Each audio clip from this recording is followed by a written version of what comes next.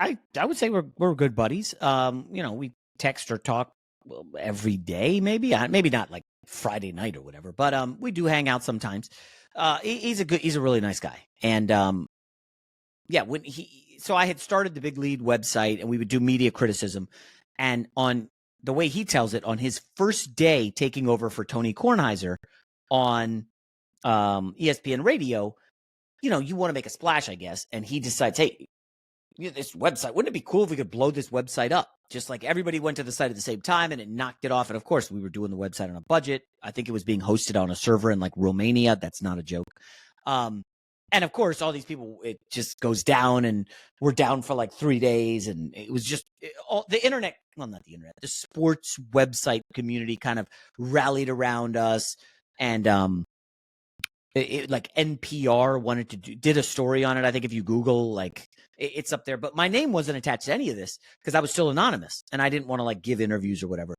And then he got like slapped on his wrist by ESPN for taking a shot at a website or whatever. And then like a year later, I went to ESPN to profile him for the Big Lead, and he was like, "Oh, well, you don't look like a blogger. I don't know what a blogger looks like, but you look like a normal guy." I was like, "I am." So then we became friendly, and anyways. I would say now, well, how about this? When I started on the show, I think it was 2022, fall of 22.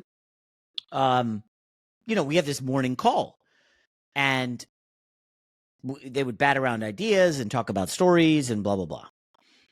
And I don't know, over time, I realized, like, you know what? It's almost better if I don't hear his take, and then I'm live and I hear his take, and then on the fly I come up with something, as opposed to something kind of prepackaged and it would sound and look cheesy.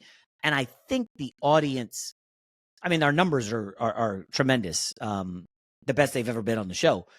I think the audience likes like the back and forth. Like, this week he had something where he's talking about the face of the NBA, and he says, well, Steph Curry's never been the best player in the NBA. And I'm sitting in my chair, I'm like, what? I don't say that, but I'm like, okay. And then so he flips it to me at the end of the first segment. I'm like, hold up. Curry was not the face of the NBA. What are you talking about? He was a 2-time MVP, the only unanimous MVP in league history. He sold more jerseys than anyone for, I think, like 4 straight years. You go to any arena, it was all Curry. I don't care if you're in Memphis, Washington, everybody's wearing Curry gear. He was the face of the league.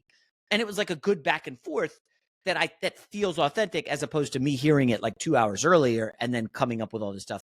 And at that point, like, I don't want to like try to make it like a debate show. We're not debate. We're like a discussion. There is a difference.